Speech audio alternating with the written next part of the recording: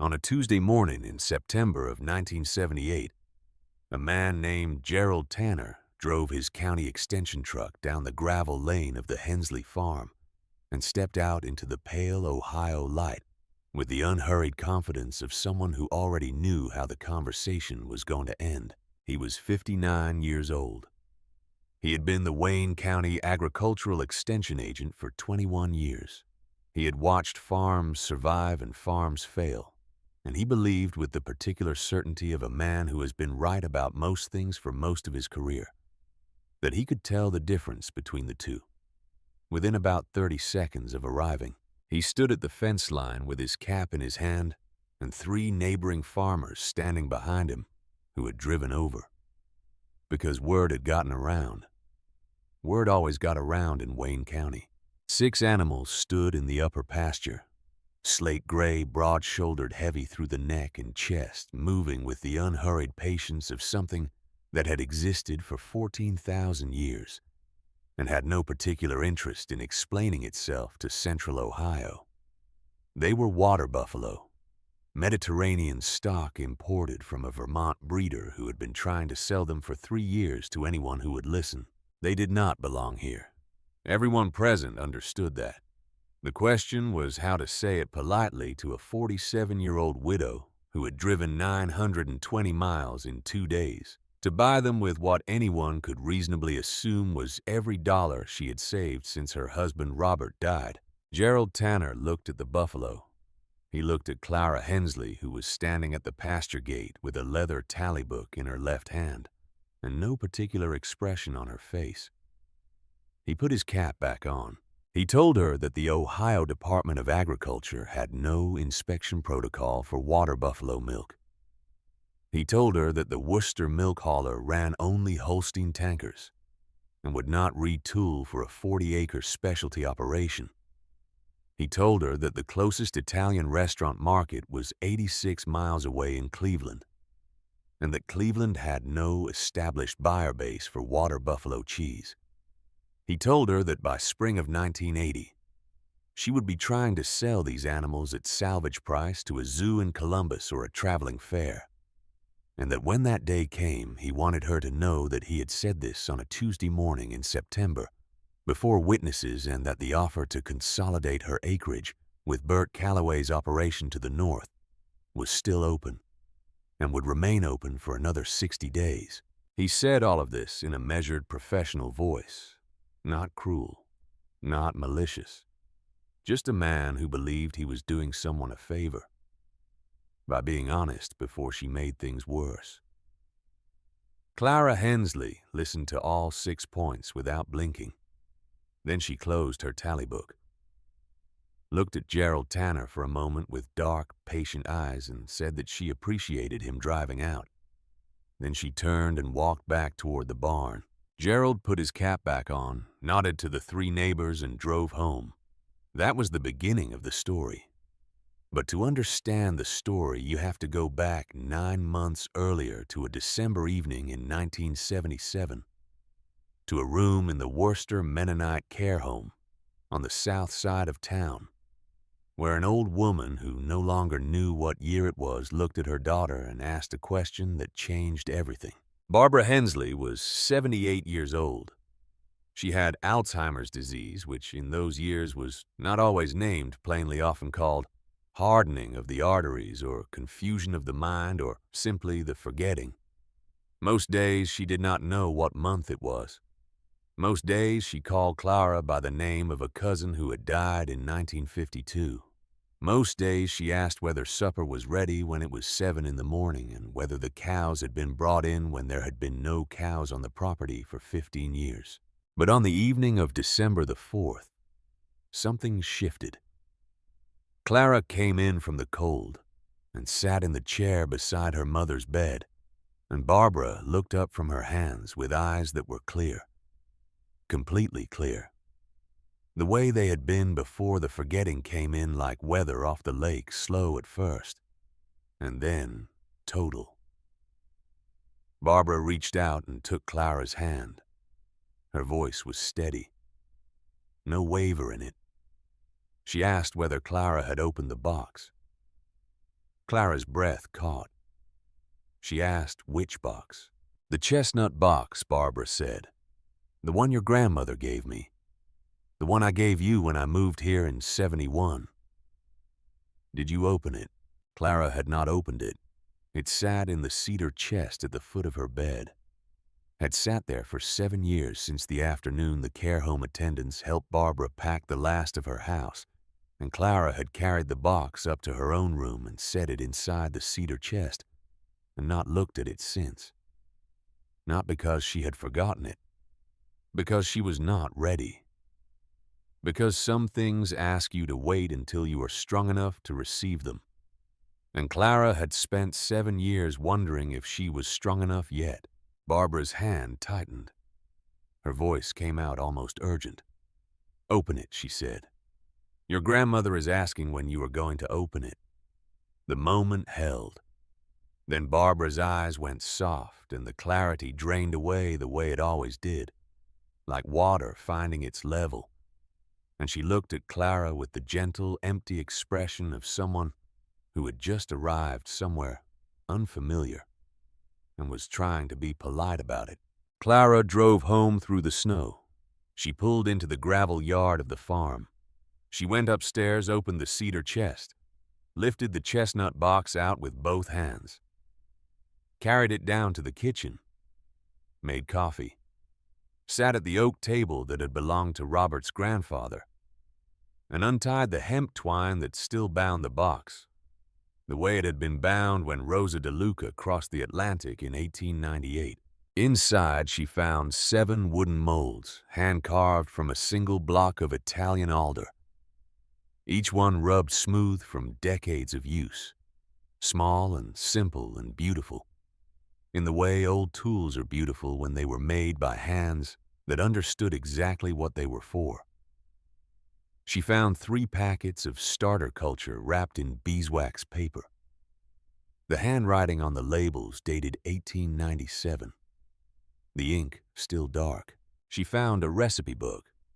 The Italian was old, some of it in dialect so regional that Clara had to sound out words the way a child learns to read. But the last page was in English, in her grandmother's handwriting, dated April of 1961, the year before Rosa died. To my granddaughter, Clara Rosa had written, "If you are reading these words, I am gone. The box is yours. The recipes are yours. The promise is yours. America will not be ready for our cheese in my lifetime. America will be ready in yours. You will know when. You will not need anyone to tell you. Buy the buffalo. Make the cheese. Trust your hands. Your grandmother, Rosa DeLuca." Clara read it 4 times. She did not sleep that night, but it was what she found beneath the recipe book that she was not prepared for. A small envelope sealed, her name on the front in Rosa's hand. Inside, folded around a thin stack of bills, a note written on plain paper, $400 in cash. Bills of various denominations, some of them old enough that Clara had not seen that printing in years. Rosa had been saving them bill by bill through the 50s and 60s and into the 70s, setting them aside the way a woman sets aside what she believes in quietly and without announcement, against the day when someone would be ready. The note said only this: "To buy the first one. I knew you would need a start. I knew you would not ask. Go." Clara sat at the oak table with $400 in her hands and her grandmother's recipe book open in front of her and the 7 wooden molds lined up along the edge of the table. And she understood that Rosa had not simply left her a dream. Rosa had left her a plan. A plan 40 years in the making, funded from a cookie jar, or a coat pocket, or wherever an old Italian woman in Wayne County, Ohio, kept the money she was serious about. She went to the library in Worcester the next morning and asked for back issues of Hoard's Dairyman. The librarian brought 3 months. Clara read every page of the May issue. On page 47, a 3-paragraph article about specialty dairy breeds mentioned a man in Vermont named William Pratt, who had imported Mediterranean Italian water buffalo in 1973 and was looking for buyers. That evening, Clara wrote him a letter. She did not mention Rosa. She did not mention the recipe book or the $400 or the promise. She kept it short. She asked whether he had breeding stock available, what the price was, whether he would consider speaking with a serious buyer. She mailed it the next morning without telling Nathan. Nathan was 22 years old. He worked at the savings bank in town and wore a tie, and had recently begun talking with Edmund Grayson, the bank manager, about a possible path toward assistant manager in a few years. He was a good son. He came to the farm on weekends and helped with the Holstein milking, and did not ask his mother questions she had not invited yet. He had learned that from Robert, had learned that the way you asked a question shaped the answer, and that some answers needed to arrive on their own. 3 weeks after Clara mailed her letter, the Vermont reply came. William Pratt had breeding stock available. 6 animals would run $4,800, cash preferred. He could discuss transport if she was serious. Clara read it standing at the end of the gravel lane where she had picked up the mail. She read it twice. Then she walked back to the kitchen and put it in the drawer beside the stove, where she kept things she was not ready to discuss yet. She began preparing in May. On Saturday afternoons when Nathan was in town, she worked in the milking parlor with a handsaw and a tape measure, and lengths of white oak Robert had milled from the woodlot in 1968 and stored under the equipment shed. She was widening the stalls, adding clearance for broader shoulders, adjusting the tie rails, building accommodation for animals that did not yet exist on the property. Nathan came in one Saturday morning and found her measuring an upright. He looked at the oak plank. He looked at her. He did not ask. That was the thing about Nathan. He had learned when to push and when to wait. He poured coffee from the thermos she had brought out. He leaned against the doorframe. He said the bank had mentioned a possible promotion. Clara said that was good. He said Edmund Grayson thought assistant manager in 2 years, maybe manager in 5 if he stayed. Clara asked whether he wanted to stay, not as a leading question, as a real one. He was quiet a long moment. Then he said he did not know yet. She finished the cut set. The saw-down looked at him and said he had time to figure it out. He asked whether she did too. Now it was a question that meant something, because Nathan was not asking about her schedule.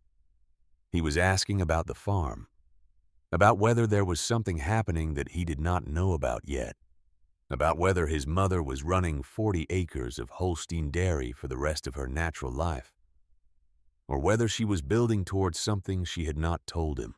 Clara picked up the oak upright, carried it to the first stall, fitted it into place. She told him he had time. Nathan did not push. He finished his coffee and went to feed the Holsteins. By June, she had reached Jacob Schlabach, the Mennonite carpenter who had built half the barns in the county. He came to her door on a Monday morning, drove his pickup right up to the kitchen, knocked. He was 67 years old. He had a reputation for not talking much and for doing the work right the first time, and for not charging what he should when the situation called for something other than business. Clara opened the door. He told her he had heard she might need some work done. She had not told anyone she needed work done, which meant word had reached him through channels she did not fully understand, which meant she needed to decide right now whether to explain herself or simply to commit. She committed. Basement cheese room, she said. Concrete floor with a center drain. Insulated walls. I need it finished before September. Jacob nodded. He did not ask what kind of cheese. He did not ask why. He simply asked his rate. She said she intended to pay the standard rate for the work. He was quiet a moment. Then he said there was no rate for this job. He was not charging her. She said she could pay. He said he knew she could. He said his father had bought a pound of her grandmother's cheese in 1924 and made his mother a sandwich with it and talked about that sandwich for the rest of his life. He said his father had died in 1963 and that he had been waiting without knowing he was waiting for the chance to do something about a sandwich that happened before he was born. "Let me build your cheese room," he said. "I am not taking money for it." Clara's throat went tight. She nodded. Jacob started Monday. By the end of July, she had a proper cheese room in the basement. Poured concrete floor, white insulated walls, 2 stainless steel vats she had found at a Cleveland estate auction in June for $90 apiece. 4 wooden stretching tables Jacob had built to the measurements she gave him. A small aging room insulated with packed barn straw. Nathan had welded a hand-cranked curd cutter from an old Alice Chalmers flywheel on a Sunday afternoon without asking why, because by then he had stopped asking why about the changes his mother was making and had started simply helping, which was its own kind of answer. On the wall above the stretching tables, Clara hung a glass case. Inside the case, 7 wooden molds from the chestnut box. She would not use them for production. Food safety regulations made that impossible, and she did not dispute the regulations. But she needed to see them every time she looked up from the work. She needed Rosa in the room. In the 3rd week of August, Clara borrowed a stock truck from a neighbor and told Nathan she was going to look at some equipment and drove 460 miles north to Vermont. She arrived in Bristol at 4 in the afternoon. William Pratt met her in his gravel yard. He was 61 years old and lean and had the look of a man who had bet everything on something nobody else believed in and was starting to calculate whether he had been right. They walked to the pasture without speaking.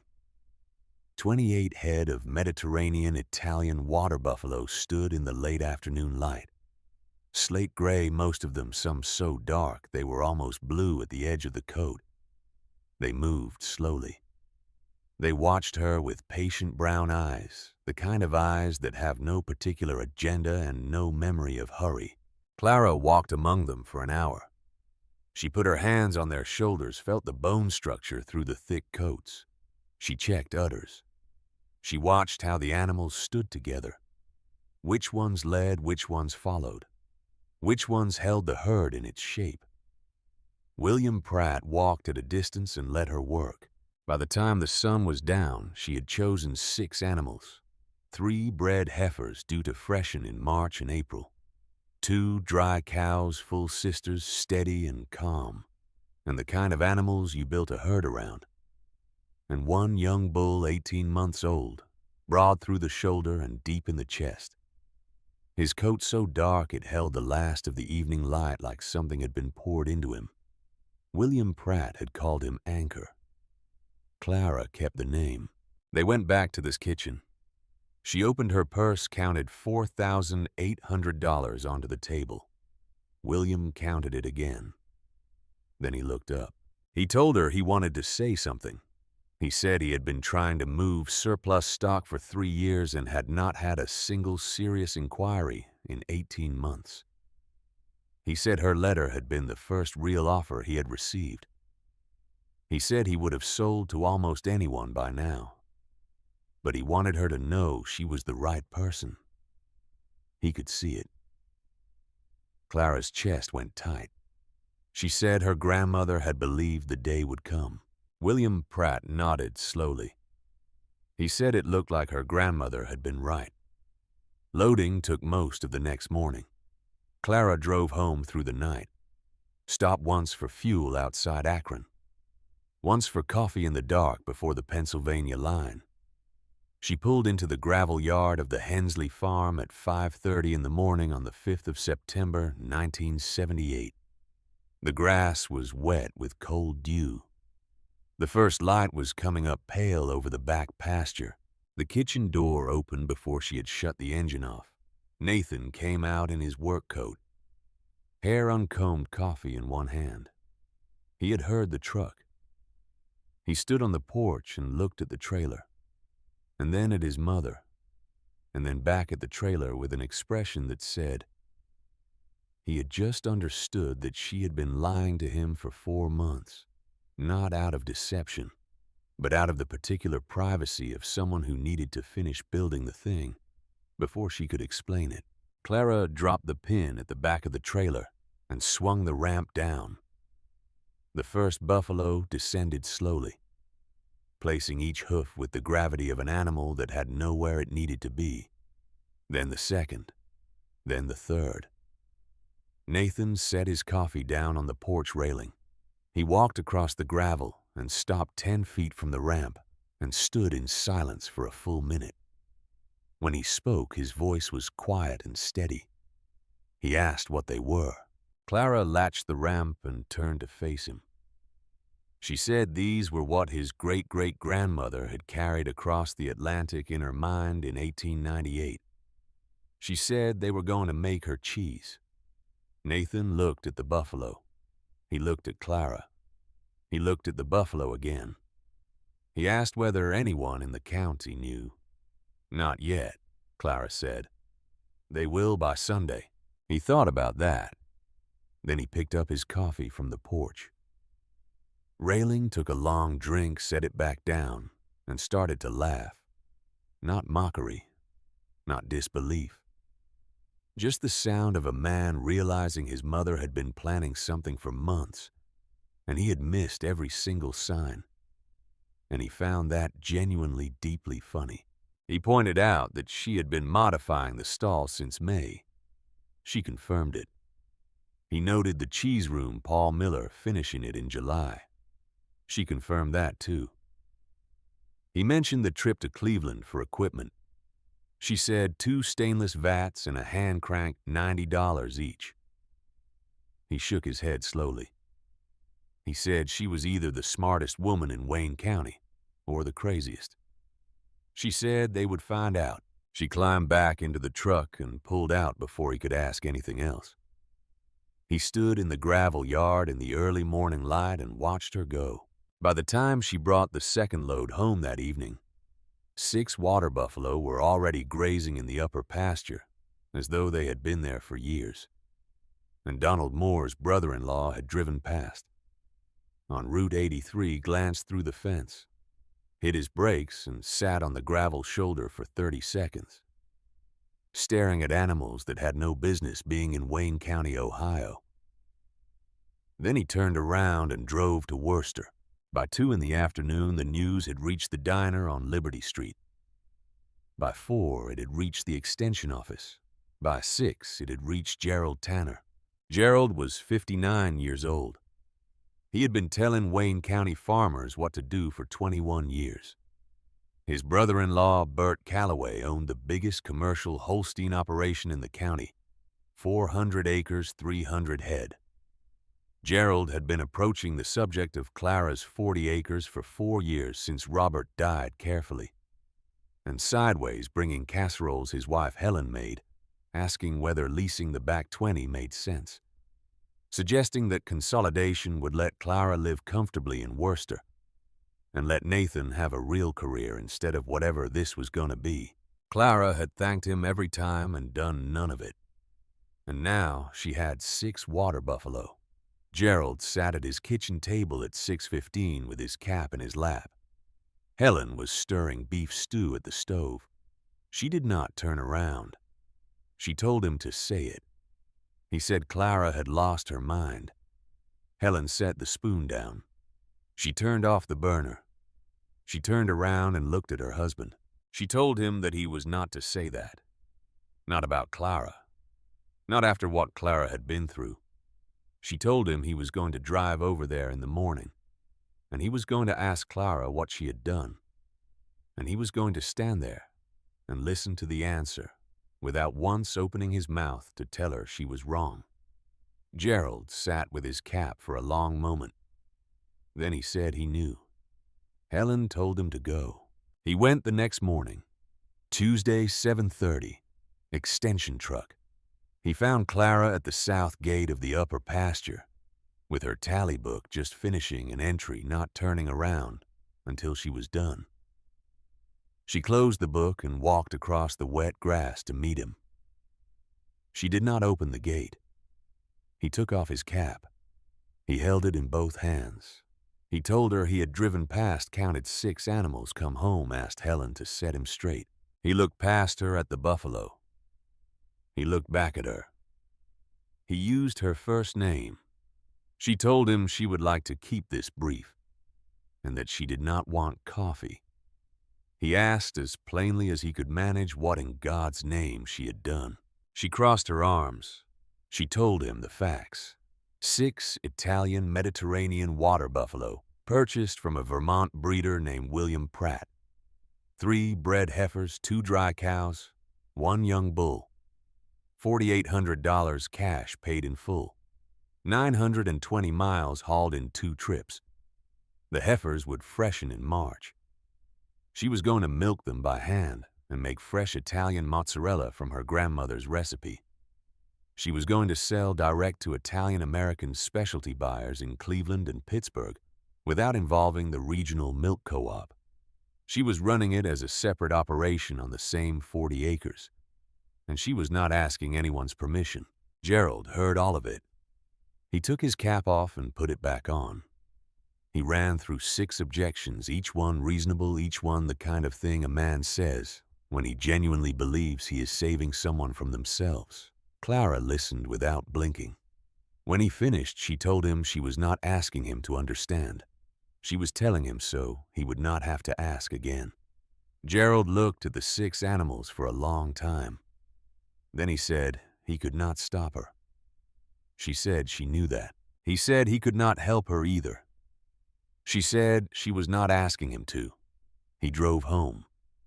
He sat at his kitchen table for 2 hours. Helen came in from the garden and washed her hands and poured him cold coffee and sat down across from him. He said Clara had thought about it longer than he had. Helen said that bothered him. He said she was 47 years old and a widow, and she was running 40 acres alone. And she had just told him she was going to be the only commercial buffalo dairy east of the Rocky Mountains in 8 years. Helen said she did not know what he was supposed to do with that. He said he did not know either. Helen looked at him across the table. She told him to go to work. She told him to leave Clara alone. And then she told him something she had never told him before, which was that she had tasted Rosa DeLuca's cheese in the summer of 1938, when she was 9 years old, and that there had been nothing in that county like it, and that she had never forgotten it. Gerald looked up. He said she had never told him that. She said he had never asked. She went back to the garden. Gerald sat at the table until 2 in the afternoon, and somewhere behind what he was thinking, behind the extension agent's logic, and the 21 years of experience and the certainty that had served him well for most of his career, something small and quiet was beginning to shift. He did not have a name for it yet. He would not have a name for it for almost 2 years. But it was there. By the second week of October, every farmer in Wayne County had heard. The Worcester Diner on Liberty Street filled Tuesday and Friday mornings with men in faded ball caps arguing about the federal milk price and the fall silage and whether the dairy buyout was coming. Clara Hensley's water buffalo became the central topic by the second week. Gerald had told the story at the counter 4 mornings running, told it at the dairy producers meeting, told it at the Methodist coffee hour on the 3rd Sunday. The mockery was not cruel. It was small-town disbelief dressed up in the clothing of concern. At the feed mill, a woman said in a voice meant to be heard that the Hensley widow had let grief get the better of her judgment. At the savings bank, the manager, Edmund Grayson, pulled Clara aside after a routine deposit and asked in a careful voice whether she had considered how the milk hauler was going to respond when she tried to ship water buffalo milk to a Holstein processor.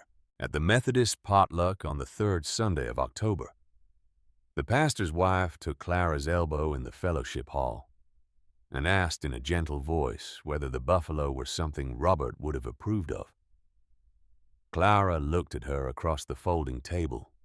She said Robert would have asked what Rosa thought. The pastor's wife did not say anything. Clara washed her dish herself and drove home. That same week, Helen Tanner drove to Worcester alone and told Gerald she was going to the fabric store, and did not go to the fabric store. She drove to the Hensley farm, parked on the shoulder, walked up the lane, did not knock at the kitchen door, walked straight to the barn. She found Clara in the milking parlor, scrubbing the inflation rubbers on the surge milkers. She said she wanted to apologize for her husband. Clara said Gerald was doing what he was paid to do. She said Helen did not owe her anything. Helen's voice went quiet. She told Clara she had tasted Rosa's cheese in the summer of 1938. She said she was 9 years old, and she had not forgotten it. She said she wanted to be the first person in the county to buy a pound when the heifers freshened. She wanted to pay full price. She did not want to tell Gerald. She asked whether Clara could do that for her. Clara set down the scrub brush. She said she could do that. She said the first wheel she sold in Wayne County would be Helen's. Helen nodded. She turned around and walked back to her car and drove home and did not tell Gerald, and would not tell Gerald for 9 years. And Clara stood in the milking parlor and understood for the first time that she was not entirely alone, that somewhere in the count, hidden and quiet, there were people who remembered, people who had been waiting, people who would not say it in the diner, or at the dairy meeting, or at the Methodist potluck, but who were watching and who wanted her to succeed. She went back to scrubbing the inflation rubbers, because the first heifers were going to freshen in March, and she had 4 months to get ready. By the middle of November, Nathan had stopped asking about the promotion. He had stopped mentioning Edmund Grayson. He came to the farm every evening after the bank closed and changed into work clothes and went straight to the back pasture to check on the herd. He had named the bull anchor because William Pratt had already called him that, and it fit. He had named the lead dry cow after his grandmother's name. He had named the 3 bred heifers after the great aunts Rosa had written about in the margins of the recipe book. Clara watched him do this without commenting, because you do not name animals you are planning to leave behind. And she knew without either of them saying it that her son had already made his decision. He was just waiting for the right moment to say it out loud. Edmund Grayson called Nathan into his office in early December. He closed the door. He leaned back in his chair and folded his hands on the desk and said simply, "The buffalo." Not a question, a statement. Nathan confirmed his mother was serious. Grayson asked how serious. Nathan described the modified stalls, the cheese room Jacob Schlabach built in July, the vats from Cleveland, the curd cutter Nathan had welded himself from a flywheel on a Sunday afternoon. Grayson was quiet. Then he asked whether Nathan was staying, and there it was.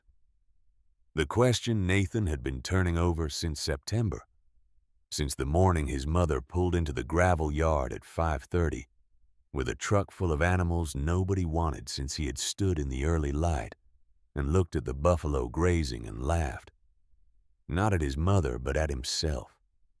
At the fact that he had been standing in this story the whole time, without recognizing it. He said he was going to give Grayson his notice. He said he would stay through January to help with the transition. He said he was sorry to leave and grateful for the years. Grayson looked at him for a moment. Then he said he was not surprised. He said Nathan's mother had built something that did not exist anywhere else in the state, and it was going to need someone who understood both the land and the ledger. He stood up and shook Nathan's hand. Nathan drove home, found Clara in the milking parlor doing a final check on the modified stalls, making sure the measurements were right. making sure everything was ready for March. She looked up. He told her he had given his notice. She set down the tape measure. She straightened. She looked at her son in the low light of the milking parlor. This 22-year-old man who had his father's hands and his great-great-grandmother's patience, and she felt something settle in her chest that she had not known was unsettled. He told her he had been sure since October. He said he had just been afraid to say it. She said his father would have been proud. He said, yeah, he would have. They stood in the milking parlor that Robert had built in 1961, in the barn that Robert's grandfather had framed in 1923, on 40 acres that had held 3 generations of the same family's faith and labor and quiet determination. And outside in the cold November dark, 6 water buffalo stood in the upper pasture and breathed slow columns of steam into the Ohio air patient, as the ground itself waiting for March. Clara drove to Cleveland on a Friday in late November, 86 miles north through country that looked exactly like Wayne County, but with different silos and different names on the mailboxes. She hit the city at 3 in the afternoon and found the Murray Hill neighborhood and parked on Mayfield Road and walked half a block to the steps of a basement restaurant with a hand-painted sign. The steps went down. The room was empty in the mid-afternoon pause. A man in a white apron was wiping glasses behind the bar. He was 63 years old. He had the face of someone who had survived everything the 20th century had thought to throw at his particular piece of the world, and was not especially impressed by most of it. His name was Vincent Caruso. He was Sicilian. He had come to Cleveland in 1947 and opened the restaurant in 1954 and had been making the same food for 24 years because the food was right, and he saw no reason to change what was right. He looked at Clara and said politely that they opened at 5. She set the package on the bar. She told him she was not there to eat. She was there to sell him cheese. He set down the glass. She told him it was fresh mozzarella made from Mediterranean water buffalo milk on her farm in Wayne County. Her grandmother's recipe, Lombardy, 1898. She had been milking 3 buffalo by hand for 2 months. She had driven 86 miles that afternoon to ask him to taste it. If he did not like it, she would drive home and not come back. If he liked it, they could talk. Vincent Caruso looked at her for a long moment. Not hostile, not warm, just the careful attention of a man who had heard every pitch and met every person who thought they had something special and had learned that most of them were wrong. He came around the bar. He took the package to the kitchen. Clara waited at the bar for 4 minutes. When he came back, he was not carrying the package. He was carrying a small folding knife with a flake of fresh white cheese on the blade. He looked at her across the bar. His eyes were wet. He set the knife down on the bar top. He poured her a glass of red wine she had not asked for. He told her to sit down. She sat. He told her he had tasted his grandmother's cheese in Palermo in the summer of 1926. He said he was 8 years old, and his father had taken him to her farmhouse, and she had made it for them fresh that morning. He said he had not tasted that cheese since.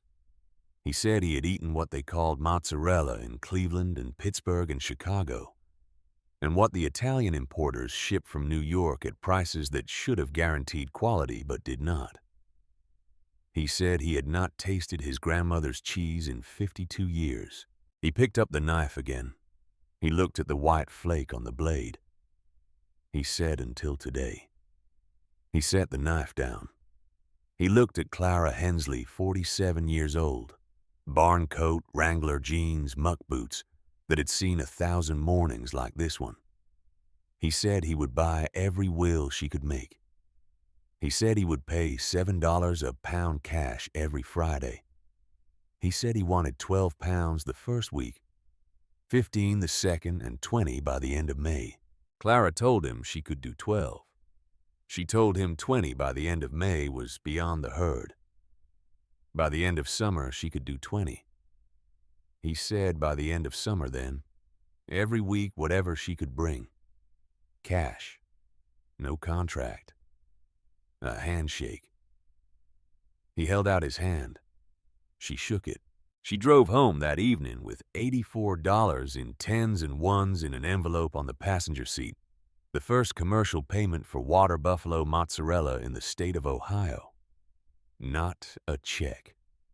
Cash from a Sicilian restaurateur's apron pocket settled with a handshake in a basement on Mayfield Road, 86 miles from a farm where 6 animals were grazing in the November dark, and the first heifers were going to freshen in March. She laid the envelope on the kitchen table when she got home. Nathan looked at it. He did not say anything for a moment. Then he said she had done it. She said they had done it. He poured himself a glass of milk from the refrigerator and sat down across from her. And they talked about March, about what the milking would look like with 3 animals in production, about the cheese room and the culture, and the temperature and the stretch, about all the things that needed to happen between now and the first wheel. Outside, the cold came down from Canada, the way it did every November, slow and deliberate, and the buffalo stood in it without concern, their thick coats holding the heat of their bodies against the Ohio winter patient, and ancient and exactly where they were supposed to be. In Wayne County, in the diners and the feed mills and the church fellowship halls, people were still laughing. They would be laughing in December and into the new year. They would be laughing when the heifers freshened in March, and Clara began milking by hand before dawn. But in a basement restaurant on Mayfield Road in Cleveland, a 63-year-old man from Palermo was telling the story of a sandwich his grandmother had made in 1926 to every customer who sat at his bar. And in a cheese room in the basement of a 40-acre farm in Wayne County, 7 wooden molds sat in a glass case on the wall above the stretching tables carved in 1879, rubbed smooth by 100 years of hands that knew what they were for. And in the upper pasture, 6 water buffalo breathed slow and steady in the cold Ohio night and waited. The first heifer freshened on the 7th of March, 1979. Clara found her in the back corner of the upper pasture at 5:30 in the morning. A wet, slate-gray calf already standing and nursing in the cold air, which meant the milk was coming in, which meant it was time. She brought the heifer into the modified stall and attached the cluster Nathan had adapted from the spare Surge milker frame the previous August. The larger diameter rubbers he had ordered from a Lancaster, Pennsylvania supplier, who handled specialty livestock equipment for Amish operations. The heifer stood quiet and patient, in a way the Holsteins never had. She let the machine do its work without protest, without the sideways shifting and tail swatting that Clara had managed for 20 years with the black and whites. She simply stood and chewed and let the milk come down, and it came down thick, pale, cream-colored, richer than anything the parlor had ever seen. Clara caught the first draw in a stainless steel bucket and held it up to the light from the single bulb overhead. 9% butterfat, maybe more. Triple the cream of the best Holstein she had ever milked. The second heifer freshened 2 weeks later, the third in the first week of April. By the middle of April, Clara had 3 buffalo and milk, was milking twice daily at dawn, and dusk was filling 2 5-gallon stainless buckets every 24 hours, and was ready to make the first wheel. Nathan took a day off from the bank to be there, though he was already working his last weeks already in the process of handing off his accounts to the man Edmund Grayson had hired to replace him. He stood in the cheese room doorway while Clara worked the curd at the stretching table, his hands at his sides, not speaking, because this was not a moment for speaking. This was a moment for watching. The stretch was the part that required everything Rosa had passed down through 4 generations of women who had learned it in stone farmhouses before anyone thought to write it down. Clara heated water to 170 degrees in the second vat, scooped the broken curd, submerged it, waited for it to soften into something that moved the way warm bread dough moves, the way something alive moves when it decides to cooperate. Then she reached in with both hands. The water was hot, close to the edge of what hands could bear. She grabbed the mass of curd and pulled it, stretched it, the way taffy is stretched, folded it back on itself, pulled again, folded again, the motion rhythmic and sure. 5 minutes of work that contained inside it. Every morning Rosa had done this in Italy, and every lesson Rosa had given to the daughter she raised in Ohio. Nathan watched without breathing for a long time. When Clara shaped the first ball and set it in the mold, she carried the plate upstairs to the oak table and set it down and looked at her son. Neither of them spoke. Nathan reached out and took a piece between his thumb and forefinger. He put it in his mouth. He chewed once. He stopped. He set his hands flat on the table. His eyes filled. When he could speak, his voice came out unsteady, as though something had broken loose in his chest that had been held in place for a long time. He asked where this had been his entire life. Clara's own eyes went wet. Not from the cheese, though the cheese was as close to perfect as anything she had ever made. From watching her son understand what Rosa had carried across an ocean. From watching the promise arrive in a kitchen in Ohio, the way it had been meant to arrive quietly and without announcement in the hands of the right generation at the right time. She told him it had been waiting in the recipe book since 1898. He sat with that. Then he told her the bank was wrong about them. He said Gerald Tanner was wrong and Edmund Grayson was wrong and every man at the counter in the Worcester diner was wrong. She said they were not wrong yet. Not until they sold a pound. He said they were wrong starting next week. She wrapped half the wheel in waxed paper and tied it with hemp twine and drove 4 miles to the Tanner farm the next morning. Gerald was at the extension office. Helen was in the kitchen. Clara knocked and Helen opened the door and saw the bundle and took it with both hands the way you take something fragile, something that has traveled a long distance to reach you. Helen asked how much. Clara said $2.50. Helen went to the kitchen jar where she kept the household money, counted out 2 bills and 2 quarters, pressed them into Clara's hand. She said she was going to eat this with Gerald on a Sunday when he was too distracted to ask where it came from. Clara told her he was going to know eventually. Helen said eventually was not today. She closed the door. Clara drove home knowing she had sold the first pound, which meant the second was possible. And the second was harder because the second was a stranger.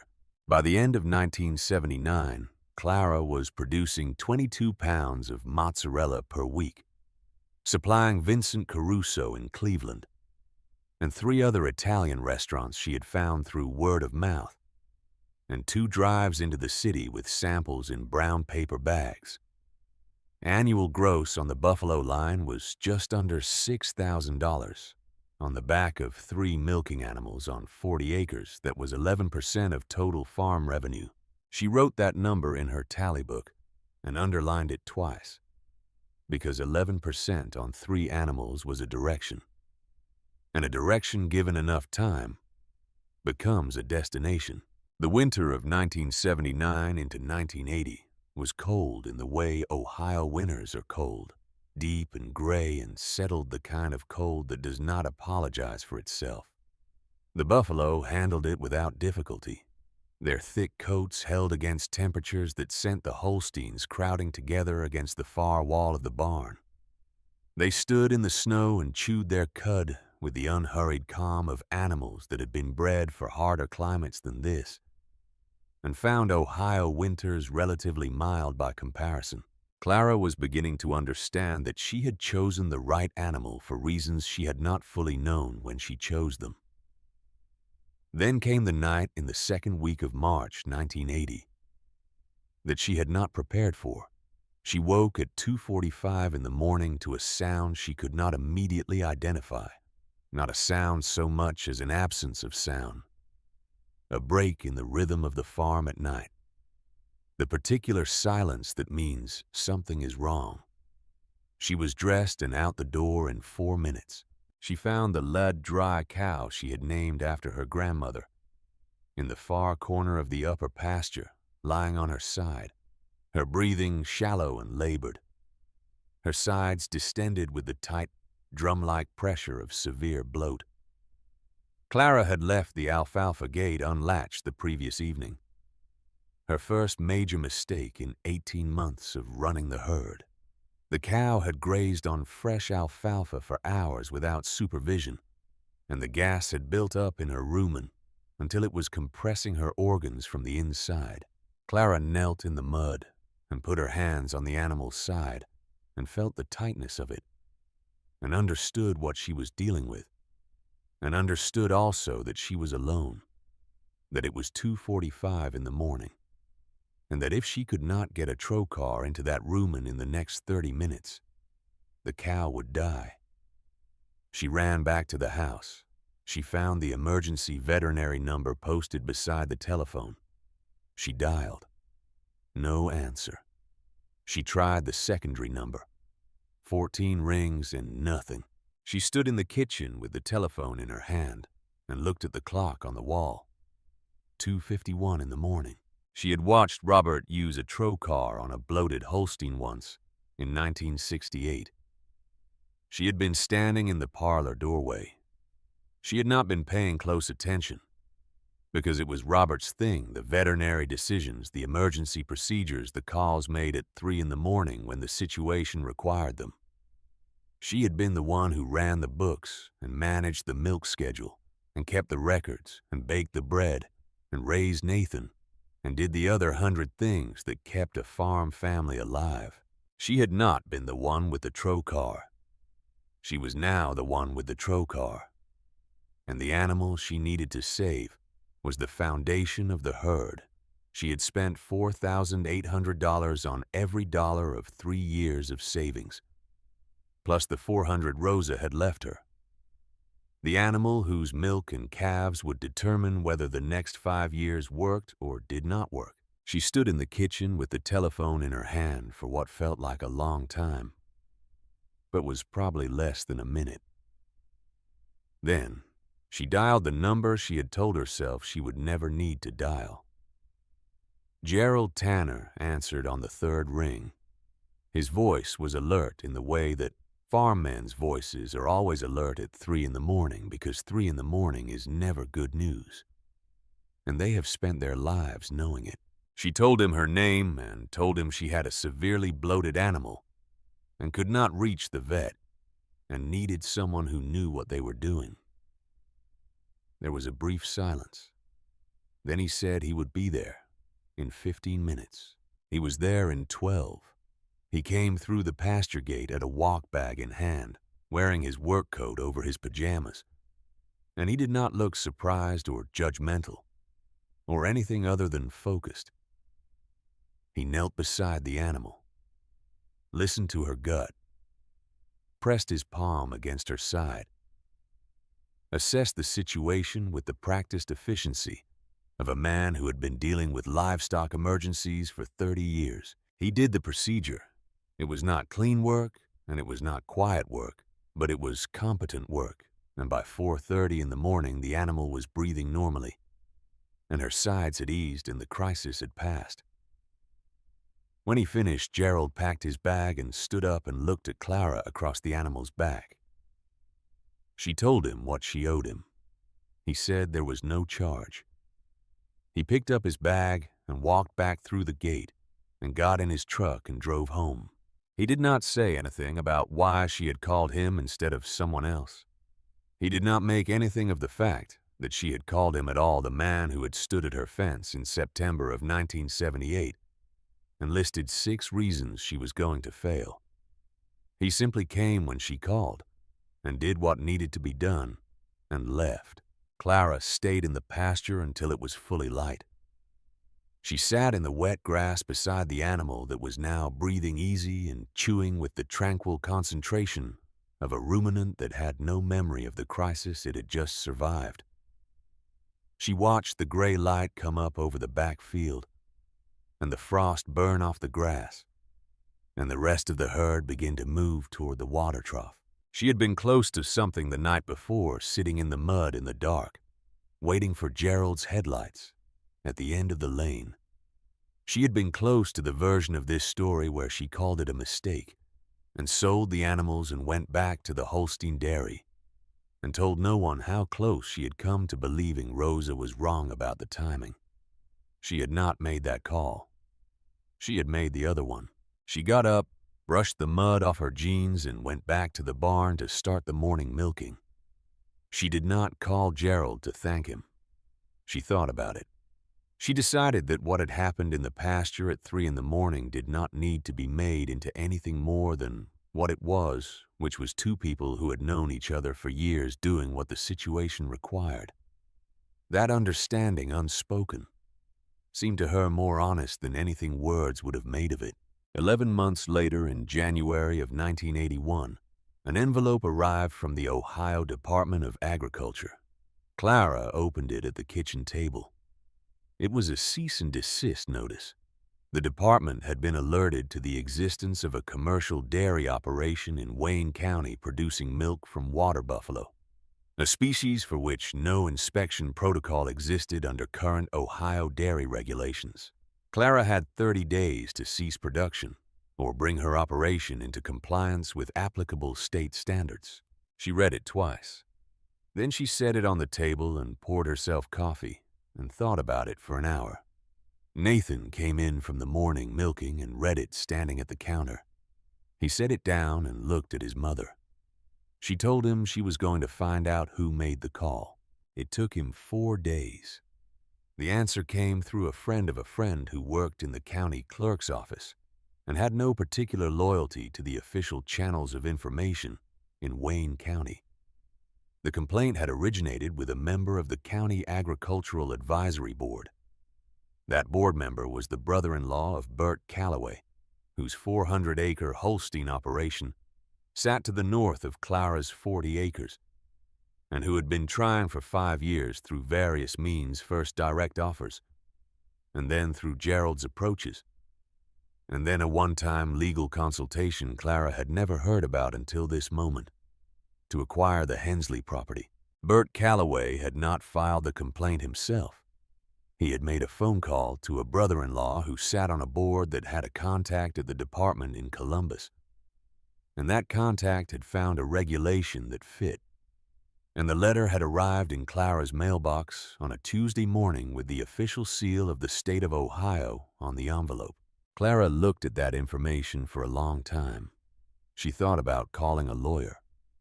She thought about what a lawyer would cost and what the outcome might be, and how long it might take and what would happen to the herd and the cheese room and the Brooklyn letter she had not yet answered in the interim. She decided not to call a lawyer. She decided to do something that no one who knew her would have found surprising, which was to sit down at the kitchen table with a legal pad and write the thing herself. She wrote the Ohio Water Buffalo Dairy Inspection Protocol.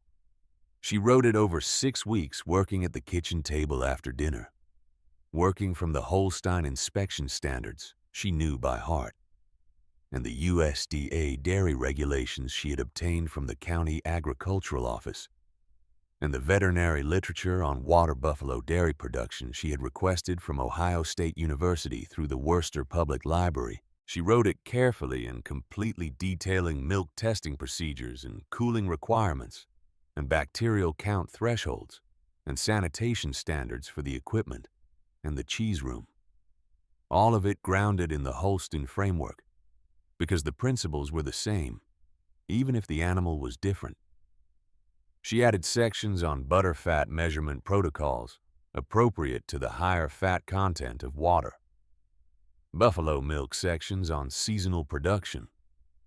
Variation sections on small herd inspection frequency that reflected the scale of her operation without compromising the standards that made the dairy inspections meaningful. She submitted it to the Ohio Department of Agriculture in April of 1981. She included a letter explaining that the absence of an inspection protocol was a gap in state regulation, not evidence that the operation was unregulatable, and that she had taken the liberty of drafting a framework for the department's consideration. The department sat on it for 3 months.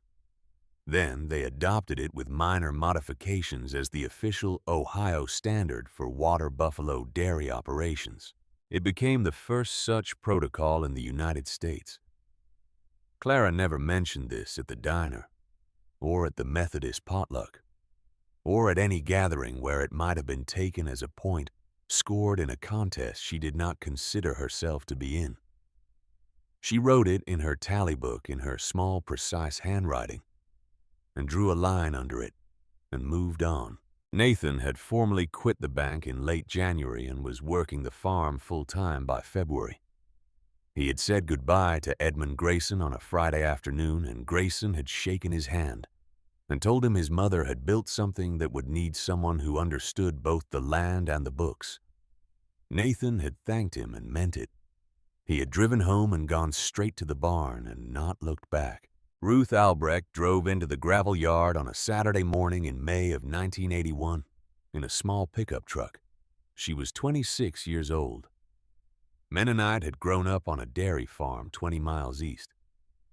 She wore a plain dress and her hair pulled back and had the look of someone who had been thinking about a thing for a long time and had finally decided to stop thinking and start doing. Clara met her at the barn door. Ruth said her name and her age, and said she had been reading about the Hensley operation for 2 years and wanted to learn to make the cheese. She said she could not pay. She could work free every Saturday drive the 40 miles round trip, do whatever was needed. Scrub vats, haul manure, milk by hand. She just needed someone to teach her what Clara knew.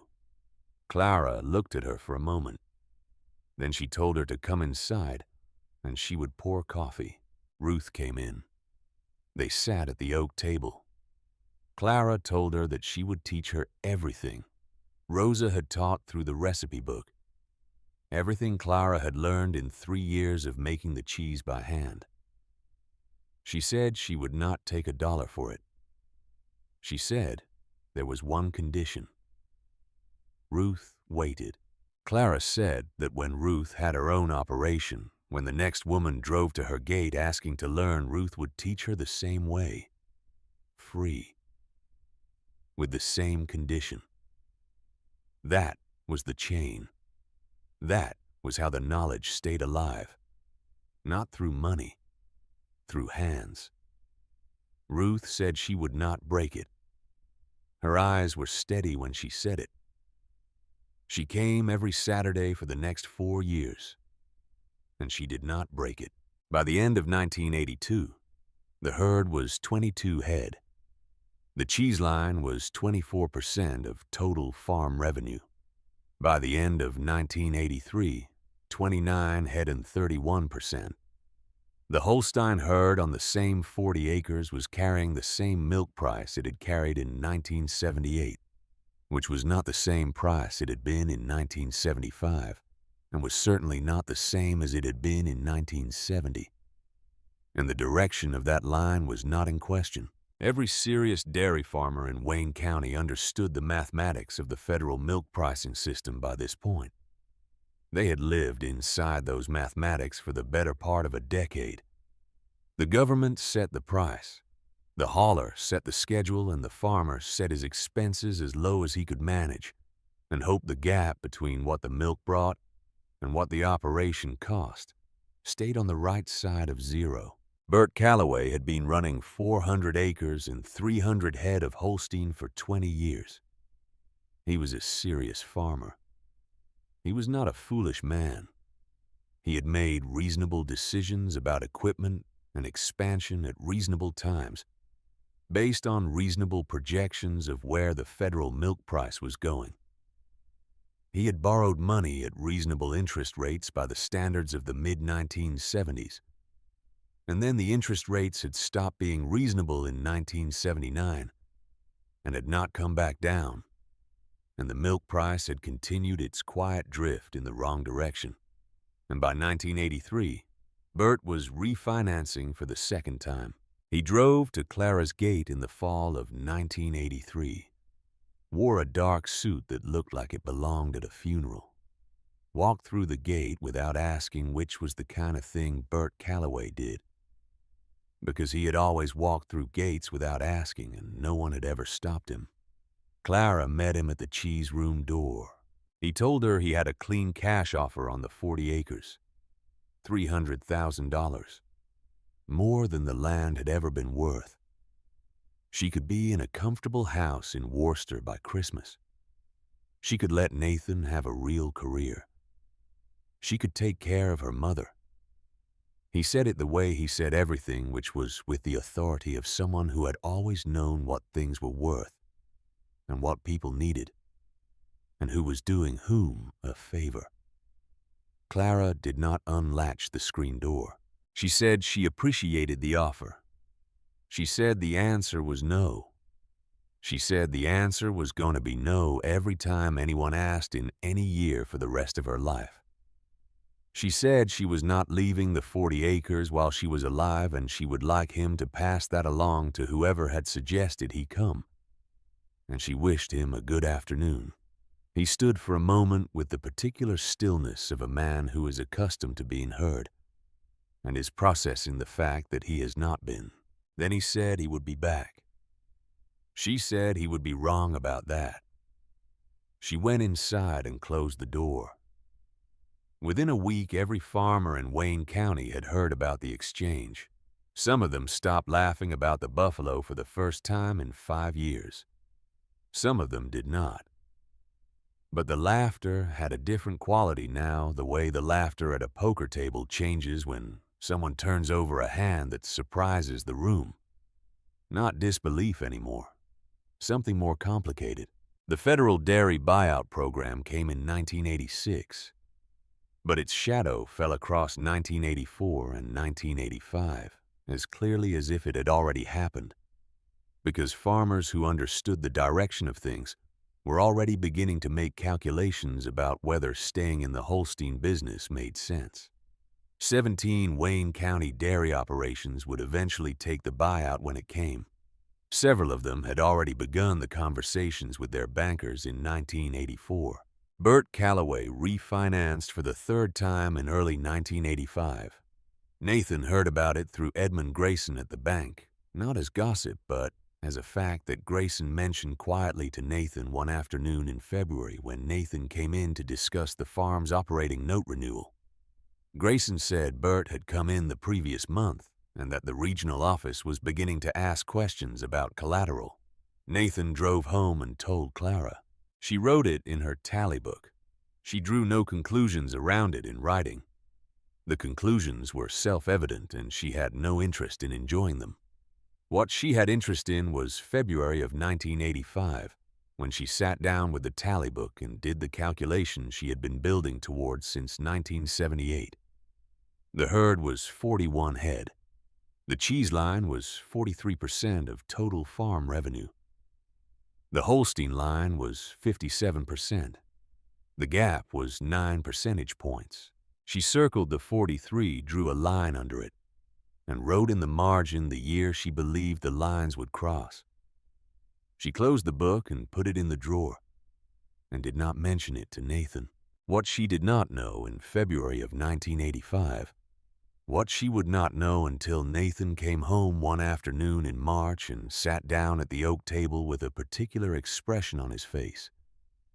The expression of someone who has been carrying something for a while and has decided the time has come to set it down, was that there had been a moment 5 years earlier when the entire operation had come within a single phone call of ending. Nathan had run into Edmund Grayson at the hardware store on a Saturday morning. They had talked for 20 minutes in the aisle between the fence post supplies and the hand tools. Grayson had asked how the farm was going, and Nathan had told him the numbers 43% and climbing, and Grayson had nodded with what Nathan described as the satisfaction of someone who has been keeping a secret for 5 years and is starting to feel the weight of it. Grayson had told Nathan that in the spring of 1980, the regional vice president of the savings bank had come to Worcester for a quarterly review and had looked at the Hensley operating note and had told Grayson to call it in. The note was $12,000, a standard short-term agricultural line of credit that the bank renewed annually. The regional vice president had looked at it and seen a 47-year-old widow with 6 water buffalo and no established market, and had decided it was not a risk the bank needed to carry. He had told Grayson to call it in, which would have meant Clara had 60 days to pay $12,000 she did not have at a moment when she had 4 milking buffalo and a cheese room that was 7 months old and a single restaurant account in Cleveland. Grayson had told the regional vice president that he was renewing the note. He had told him the operation was sound and the farmer was sound, and if the regional office wanted to press the issue, they were welcome to come to Worcester and explain to him in person why a 47-year-old widow's $12,000 operating line was the one they were going to make an example of. The regional vice president had not come to Worcester. He had not asked again. Grayson had told Nathan at the hardware store on a Saturday morning in March of 1985, 5 years after it happened, because he felt the time had come, and because he did not think Clara should go the rest of her life, not knowing that the thing that had been standing between her operation and ruin in the spring of 1980 was a bank manager who had looked at a widow's $12,000 note and decided that some things were more important than what the regional office wanted. Nathan came home and sat at the oak table and told Clara everything Grayson had said. Clara sat with it for a long time without speaking. Then, she said she was driving into Worcester in the morning. She drove in the next day. She walked into the savings bank and went to Edmund Grayson's office and set a wheel of mozzarella on his desk. Grayson told her that was not necessary. She said she knew it was not necessary. She left it on the desk and walked out. Grayson took it home that evening and ate it with his wife at the kitchen table, and did not tell her where it had come from until they had eaten half of it. His wife looked at him and said it was the best thing she had ever tasted, and asked who had made it. He told her. The Wilson widow with the buffalo. He started to say, then corrected himself. The Hensley widow. He said he had told her she was going to fail in 1980. His wife looked at him across the table. She said he should be glad he had the good sense to be wrong about it quietly. He said he was. In the spring of 1986, a letter arrived at the Hensley farm with a Brooklyn return address. 3 typed paragraphs on plain letterhead from a man named Sal Mancini, who operated a specialty cheese shop called Casa Duquesne in the Carroll Gardens neighborhood. He wrote that he was looking for an American source of fresh water. Buffalo mozzarella that the Italian imports he had been relying on were suffering in shipping that a Vermont breeder named William Pratt had given him Clara's name, and that he would like to drive out and taste her cheese if she would receive him. Clara wrote back 3 sentences in pencil. She told him she would receive him on the 15th of April at 6 in the morning. She told him to come hungry. She put up the red flag on the mailbox and went back to the cheese room. Sal Mancini drove 470 miles from Brooklyn. He left at 5 in the morning and drove through New Jersey and across Pennsylvania and into Ohio as the sun came up over the eastern part of the state. He stopped twice, once for fuel and once for coffee. He pulled into the gravel yard of the Hensley farm at 6:15 in the morning. He was 54 years old. Dark gray wool coat, dark suit underneath silver hair. He carried a leather satchel.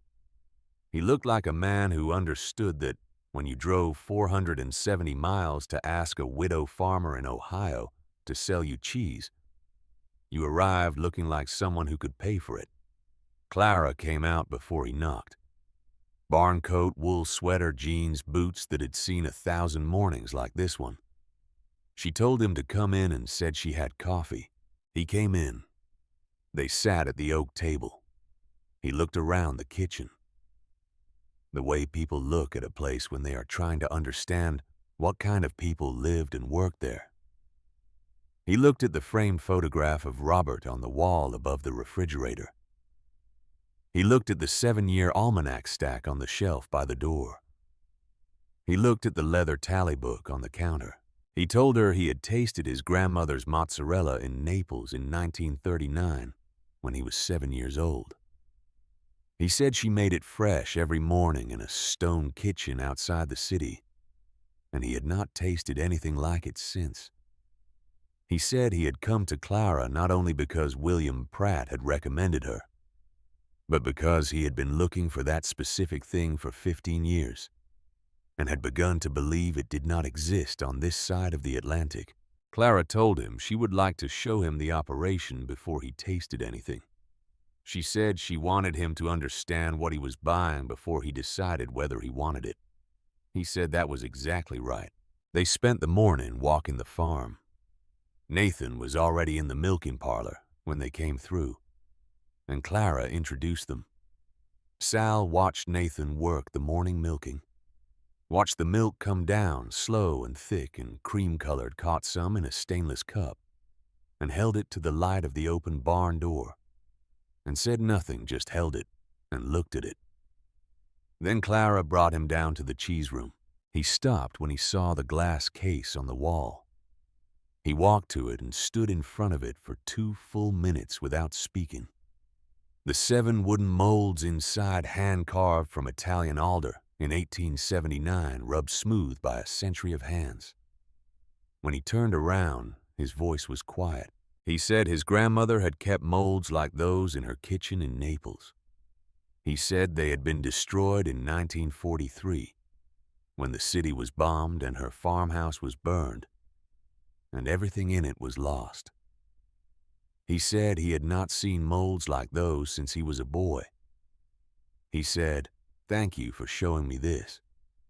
He said this was why he had driven 470 miles. Upstairs at the oak table, Clara had set out a white ceramic plate with 3 fresh balls of mozzarella made the previous afternoon, a dish of olive oil, a small bowl of cracked pepper, a loaf of bread from the Mennonite bakery in Millersburg. Sal sat down and looked at the plate for a moment. Then he reached out and took one piece and put it in his mouth and chewed. He set the piece down. He took a second piece and chewed that one slowly. His eyes filled. He looked at Clara across the table for a long time. When he spoke, his voice was raw.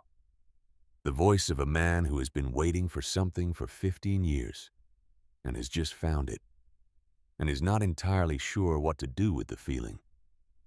He said this was his grandmother's cheese. He said he was 7 years old in Naples in 1939, and this was exactly what she made. He set his hands flat on either side of the plate. He said he would like to discuss a supply arrangement. Clara said she was listening. He opened the leather satchel and laid a typed document on the table. Clean letterhead. Casa Duquesne, Brooklyn. 4 pages. The terms were straightforward. 300 pounds per week of fresh mozzarella packed in waxed paper, shipped via overnight refrigerated freight. Base price of $22 per pound. Annual revenue at full delivery $343,000. Contract term of 5 years. Clara read it twice. She picked up the pencil from the counter and wrote 2 questions in the margin of the 3rd page. She asked about the summer months when the buffalo produced less milk. She said she could not guarantee 300 pounds every week through July and August. He asked what she could guarantee. She said 220 pounds in the summer months, 300 the rest of the year. Annual total would stay roughly the same. He said he could work with that. He said they would adjust the minimum floor for those months. She moved to the second question. She said she had been supplying Vincent Caruso in Cleveland and 3 other accounts for 7 years. She said she would not break those relationships for any contract. He did not hesitate. He asked how much they bought. She told him 18 pounds per week across 4 accounts. He said he would reserve 18 pounds in her production schedule. The contract would cover the rest. He said he was not asking her to abandon a single account she had built. He was asking only that she consult him before adding new wholesale buyers. She looked at the document one more time. Then she picked up the pencil and signed at the bottom of the 4th page. Sal signed under her name. Nathan and Ruth Ulbrecht, who had arrived for her Saturday lesson and been standing quietly in the doorway for the last 10 minutes, signed as witnesses. Sal stood and shook Clara's hand. He shook Nathan's hand. He shook Ruth's hand. He told Clara he was going to write a letter to his grandmother's grave that evening. He said he was going to tell her he had found the cheese. Clara said she would know. He put on his coat and walked out to the car and drove back to Brooklyn that same afternoon, stopping once for fuel outside Akron, once for coffee in Pennsylvania, arriving at his shop at 1 in the morning. Nathan stood at the kitchen window and watched the taillights disappear down the gravel lane.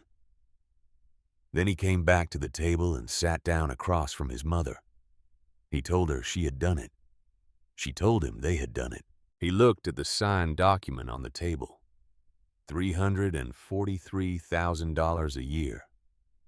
From 40 acres. From 6 animals that Gerald Tanner had stood at the fence and told her she would sell at salvage price to a zoo in Columbus. He said he wanted to convert the whole operation. Sell the Holsteins. Convert the 40 acres entirely to buffalo. Clara was quiet for a moment. She got up and went to the drawer beside the stove and took out the tally book.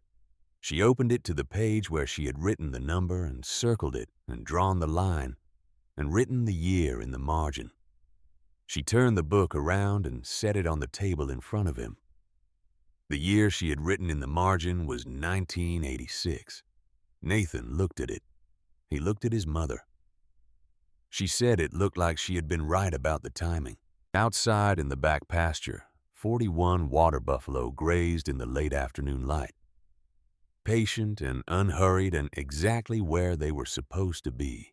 The same as they had been on the morning of September 5th, 1978, when the first 6 walked down a ramp into a Wayne County dawn, in a county full of people who thought they were watching a woman make the worst mistake of her life. They had been wrong then. The number on the table said, how wrong? Clara put the tally book back in the drawer. She picked up the signed contract and set it on the shelf beside the almanac stack.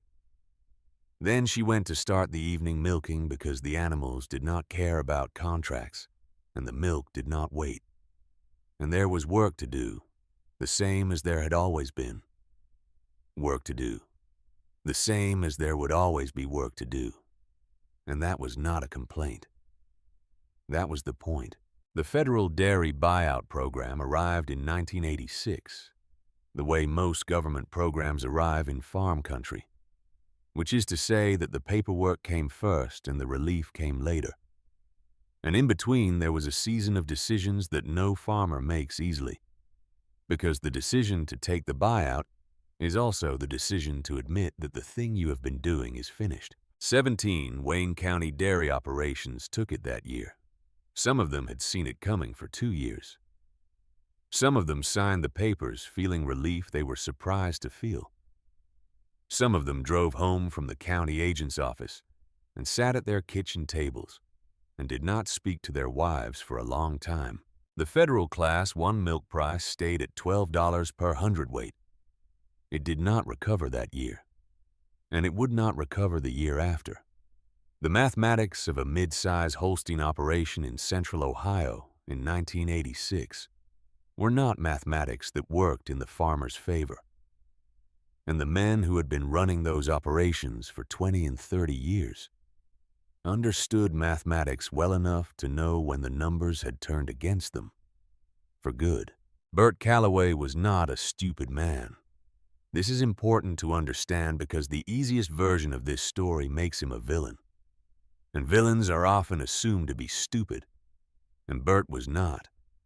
He had run 400 acres of Holston dairy in Wayne County for 20 years with the particular competence of a man who understood scale and leverage and the way institutional relationships work when you know which doors to knock on. He had been on the right side of the federal milk price for most of the 1970s. He had refinanced at what seemed like reasonable times, for what seemed like reasonable reasons.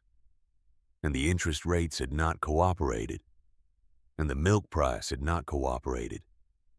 And by the summer of 1987, the bank had stopped cooperating as well. The third refinance request was denied in August. The regional office had decided that Bert Calloway's 400 acres of Holston dairy in Wayne County, Ohio, was not a risk they were willing to extend further.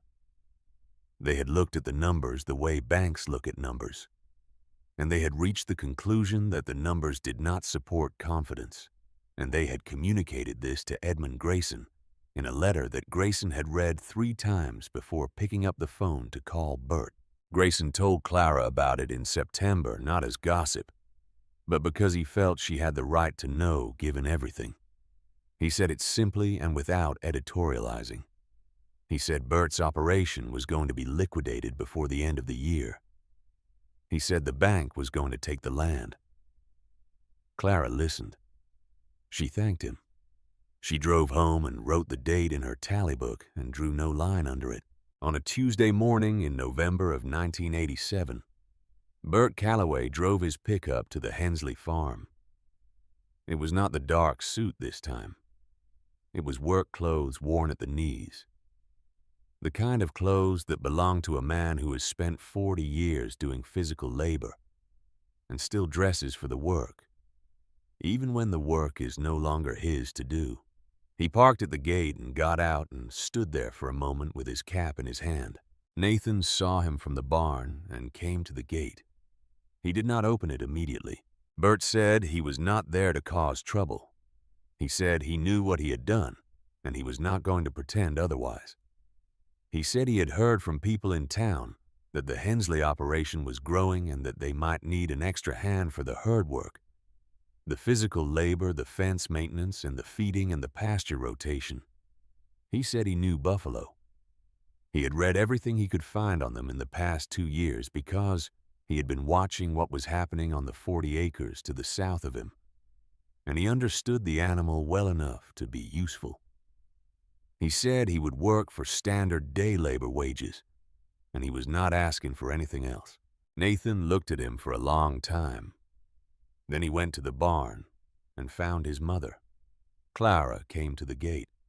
She looked at Bert standing with his cap in his hand. She looked at him for 30 seconds without speaking, not with contempt, not with satisfaction, with the careful attention of a woman who is assessing a situation and deciding what it requires. She said, "Monday morning, 5 o'clock. Bring boots." Then she opened the gate and went back to the cheese room. Bert Calloway worked the Hensley farm for 2 years. He came every weekday at 5 in the morning and worked until the afternoon chores were done, and he drove home and came back the next day. He was good with the animals as he had said he would be. He had a farmer's hands and a farmer's instincts, and the particular usefulness of someone who has spent 4 decades learning how land and livestock behave. He kept the fences in good repair and rotated the pasture with care and never had to be told something twice. He and Clara did not discuss what had passed between them. They did not discuss the letter he had arranged to have sent from the State Agricultural Department in 1981, or the offer he had made at the cheese room door in 1983, or any of the other pressures that had arrived at the Hensley farm. with his involvement behind them.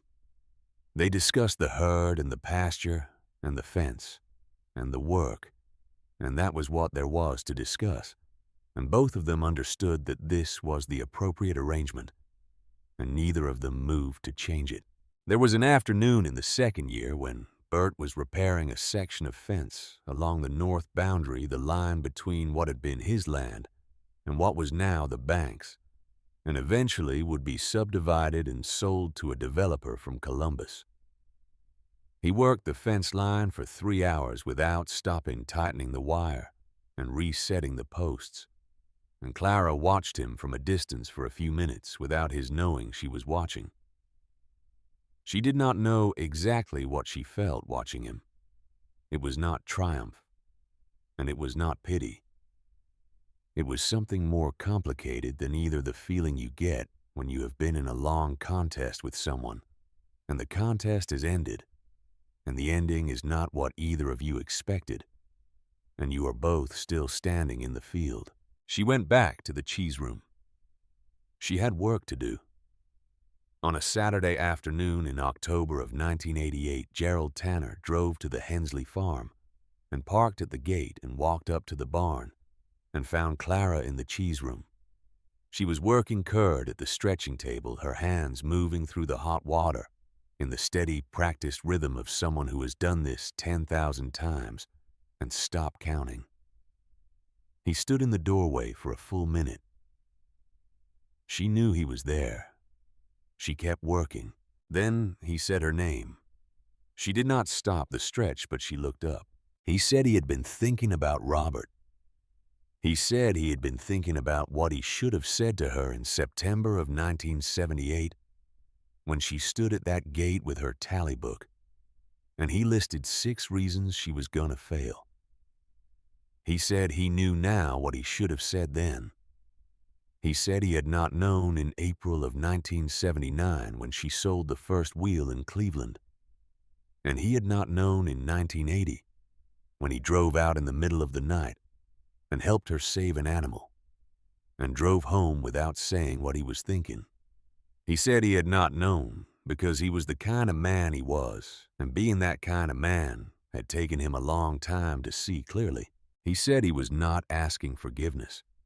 He said he was asking whether he could come stand at her gate one Saturday a season and learn what he should have learned 10 years ago. Clara stopped the stretch. She wiped her hands on her apron and walked to the door and stood looking at him. She did not unlatch the screen. She told him he had been forgiven on the night he drove out to the pasture at 3 in the morning to save an animal that was not his. She said he had been forgiven before he made the drive, because she had called him, and he had come. And a man who comes at 3 in the morning when you need him has already answered the question. He said he had needed to come today anyway. She told him to come in and said she would pour coffee. She unlatched the door. He came in. She poured from the pot she kept in the cheese room for the long, stretching sessions. They sat at the small table Nathan had built for quality checks, the one with 2 chairs and a view of the aging room through the interior window. Gerald looked at the glass case on the wall. He asked her to tell him about the molds. So she did. She told him about Rosa DeLuca, 18 years old, crossing the Atlantic in 1898, in steerage with a chestnut box containing the tools of a craft that had been practiced in her family for 4 generations. She told him about Tommaso Rosa's grandfather carving the molds from a block of Italian alder in 1879, cutting each one by hand in the autumn evenings after the farm work was done, rubbing them smooth over years of use until they held the warmth of the hands that had shaped them. She told him about the recipe book, the sealed cultures in their beeswax paper, the letter Rosa wrote in April of 1961, the year before she died, the $400 in the small envelope saved bill by bill over 30 years for a granddaughter she believed would know what to do with them. She told him about driving to Vermont alone in August of 1978 without telling Nathan. She told him about William Pratt's pasture in the late afternoon light. and the 6 animals she had chosen, and the $4,800 she had counted onto a kitchen table in Bristol. She told him about Nathan standing in the gravel yard at 5:30 in the morning, watching the first animals come down the ramp and starting to laugh. She told him about Jacob Schlabach building the cheese room, because his father had eaten a sandwich in 1924 and talked about it until he died. She told him about Helen coming to the milking parlor that October and asking to be the first buyer in the county. Gerald's head came up at that. He said Helen had come to the barn. Clara said she had. He was quiet for a moment. Then he said Helen had never told him that. Clara said she knew. He sat with his coffee and looked at the molds in the case and did not speak for a while. Then he said he owed her the whole county. He said he did not know how to begin to make that right. Clara told him he had made it right in a dark pasture in the middle of a March night in 1980, when he had not asked a single question and had just done what needed doing. She said, "Some debts get paid in ways that don't look like payment at the time." He nodded slowly. He finished his coffee. He stood and thanked her and drove home. That evening he found Helen in the kitchen and told her where he had been. She looked at him from across the room with an expression he recognized as the one she used when she had been waiting for something and was relieved to see it finally arrive. He told her he knew about the cheese. She said she supposed he did. He asked how long. She said since the spring of 1979.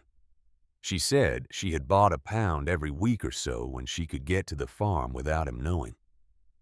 She said she had kept it in the bottom of the refrigerator behind the leftover ham. She said she had spent more than $1,000 of the household money over 9 years on Clara Hensley's mozzarella, and she was not sorry about a single cent of it. Gerald sat down at the kitchen table with his cap in his hands. He said he had eaten her grocery store mozzarella for 9 years, while the real thing was sitting behind the ham in his own refrigerator. Helen said that was about right. He looked up at her. He said he owed her an apology, too. She told him what she had told him many times over the years in many different forms, which was that she knew who he was, and she had chosen him anyway, and she did not need the apology. But she did need him to go back to Clara Hensley's farm on Saturdays and learn whatever Clara was willing to teach him. Because a man who has been wrong about something important has a responsibility to understand why, and understanding why takes time and attention. And sitting in someone else's kitchen without talking too much.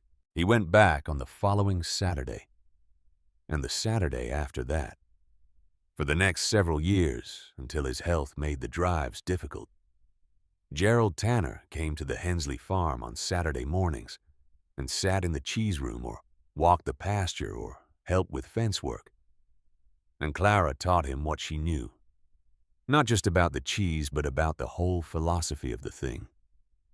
The independence, the craft, the chain of knowledge passed hand to hand. The difference between building something that endures and building something that depends on conditions staying favorable. He was a good student. He had always been intelligent. He simply needed to be in a position where his intelligence was not defending a conclusion he had already reached. Ruth Albrecht had her own operation in Holmes County by 1992. 12 Buffalo, a small cheese room she had built with her husband's help. The same way Jacob Schlabach had built Clara's, starting from what she needed and working outward. She had taught 2 women by 1995. Those 2 women were teaching others by 1998. The chain was moving the way Clara had designed it, to move one person at a time, each one carrying the same condition forward, each one extending the line by one link. Clara did not count the links often. She tracked them in the tally book because tracking things was what the tally book was for. But she did not make much of the numbers in conversation. The numbers were not the point. The point was that the knowledge was alive and moving. In the spring of 2001, a letter arrived from the American Cheese Society. Clara read it at the kitchen table. The board had voted to permanently display the 7 wooden molds from the chestnut box in their headquarters lobby in Denver, in a glass-fronted oak cabinet, as a permanent exhibition, and they were asking whether she would come to the dedication ceremony in July. She put the letter on the table and looked at it for a while. Nathan was in the doorway. He had seen the letterhead and was waiting. She said she supposed she would go.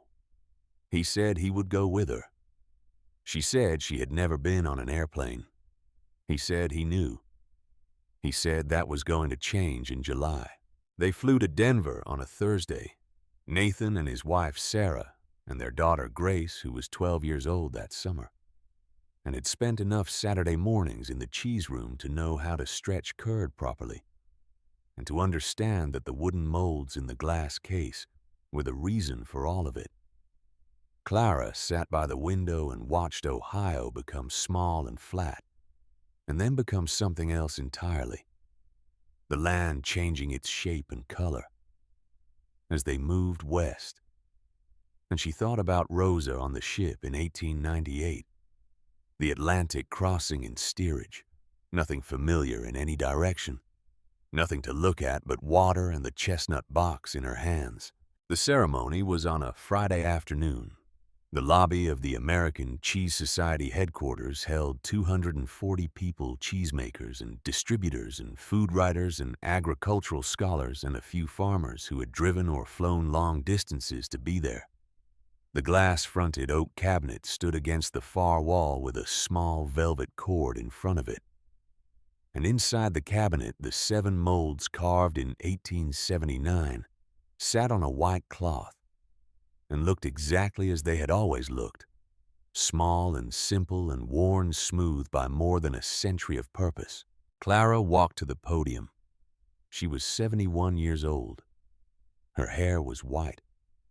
Her hands were the hands of someone who had worked with them every day for 50 years, strong and marked and without apology. She set those hands on either side of the podium and looked out at the room. She said her name. She said she was from a 40-acre farm in Wayne County, Ohio. She said that her grandmother carried those molds across the Atlantic from Italy in the spring of 1898. She was 18 years old. She did not know if she would see her mother again. She had not met the man she would marry. She had not had the daughter who would have the daughter who would stand at this podium. She paused. She said her grandmother was on that morning in 1898, only a young woman carrying her grandmother's tools to a country she had never seen. She paused again and let that sit in the room. She said she was not going to give a longer speech than that. She said the only thing she wanted to leave them with was this: find one promise in your family. One. And keep it even if it takes 50 years. She stepped back from the podium. The room was silent for a full minute. The kind of silence that is not absence but presence. The kind that happens when a room of people is holding something together without knowing they are doing it. Then it broke and the room stood and the applause went on for 4 minutes. Clara stood beside the podium with her hands at her sides. She did not weep. She had been past weeping for the big things for a long time. The weeping happened at odd moments now, at small things, at the sound of the milk coming down in the early morning, or the smell of curd warming in the vat, or the way Grace held her hands over the hot water when she was learning the stretch, slightly too cautious. The way every beginner is slightly too cautious before they understand that the heat is part of it. Nathan and Sarah came up and put their arms around her. Grace took her grandmother's hand, and they walked together to the cabinet, the 4 of them, and Clara looked at the molds through the glass. She put her fingertips against the case. She did not say anything. She did not need to.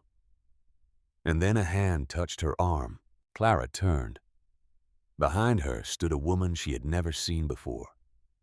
80 years old, maybe more, small and careful in her movements, wearing a dark dress and a wool cardigan that had seen many winters. Her hair was white and pinned simply. She had the face of someone who has lived with intention, the lines of it organized by thought rather than by accident. She introduced herself in a voice that was thin but steady.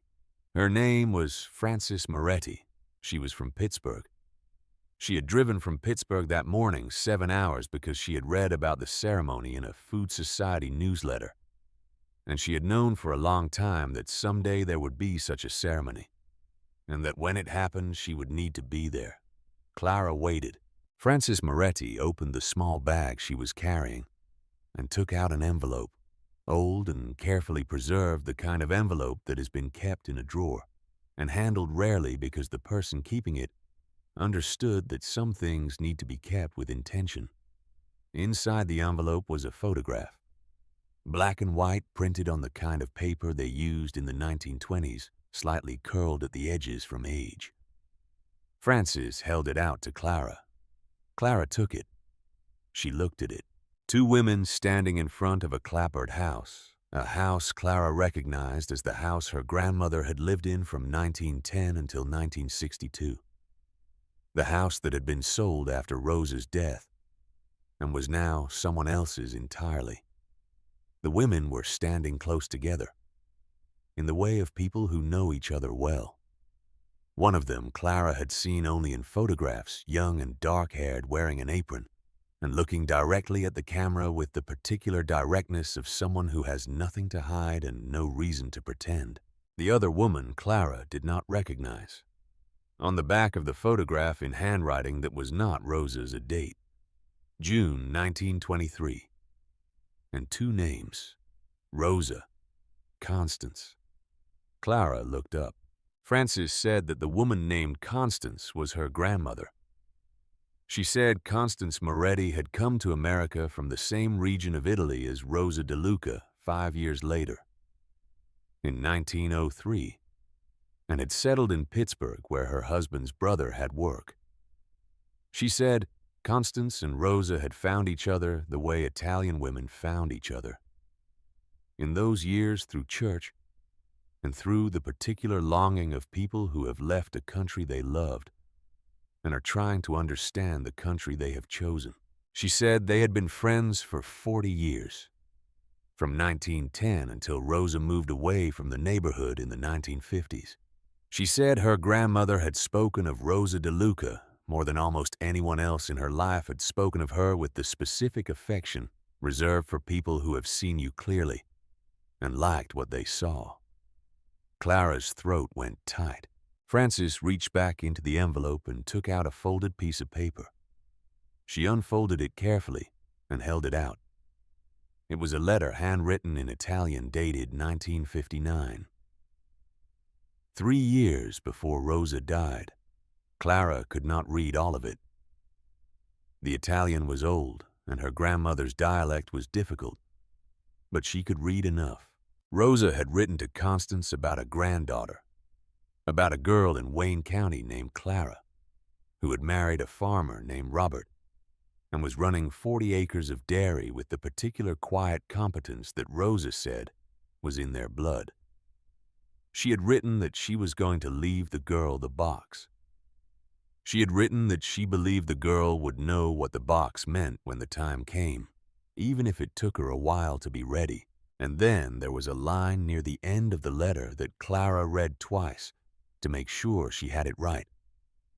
Rosa had written that she had told Constance about the promise years ago, and that Constance would understand it, and that when the day came when the cheese was real again and the promise was kept, she hoped Constance or Constance's people would be there to see it. Rosa had known she would not be there herself.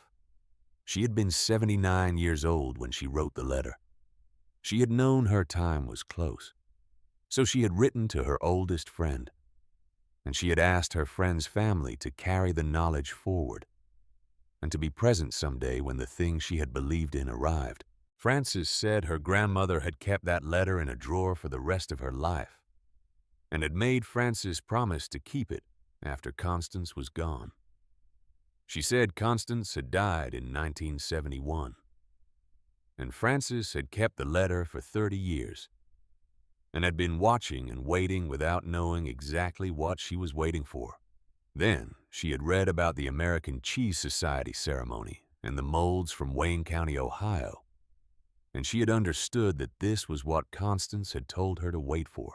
She said she wanted Clara to have both the letter and the photograph. She said they belonged with the molds and with the family that had carried the promise forward. Clara held the photograph and the letter for a long time. The lobby had gone quiet around them, people giving the two women space without knowing quite what they were witnessing. She looked at Frances Moretti from Pittsburgh, 80 years old, who had driven 7 hours to deliver a photograph taken in 1923 in front of a house in Wayne County because a woman named Constance had made a promise to a woman named Rosa and had kept it for 40 years and then handed it to the next generation to keep. Clara said it was a long way to drive. Frances said it had been a long time to wait. She said the distance was not the hard part. Clara put her arm around this woman she had never met and would not meet again, and they stood together for a moment in front of the glass case with Rosa's molds inside it. Two women from different families who had been connected for 60 years by a friendship that had ended before either of them was old enough to know it existed. Then Frances said she needed to start the drive back to Pittsburgh before it got too late, and they said goodbye, and she went. Nathan had been standing close enough to hear most of it. He did not say anything for a while. Then he said he thought Rosa had planned it all along. He said he thought she had known from the beginning that the promise would need witnesses from outside the family, people who carried it differently, and that she had arranged for that without telling anyone, because Rosa was apparently the kind of woman who arranged things and then let them arrive in their own time. Clara said that sounded right. Grace was holding her grandmother's hand and had been quiet through the whole of the exchange with Frances Moretti, listening with the particular attention of a 12-year-old who understands she is in the presence of something important, even if she cannot yet name everything it means. She asked her grandmother whether Rosa had known it would all work out. Clara looked at her granddaughter. She thought about the $400 saved bill by bill for 30 years. She thought about the letter to Constance in 1959. She thought about the instruction to buy the buffalo and trust the hands. She said Rosa had not known for certain.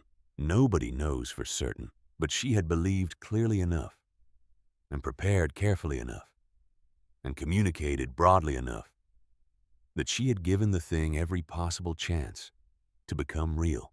She said that was not the same as knowing, but it was close enough to count. They flew home the next morning.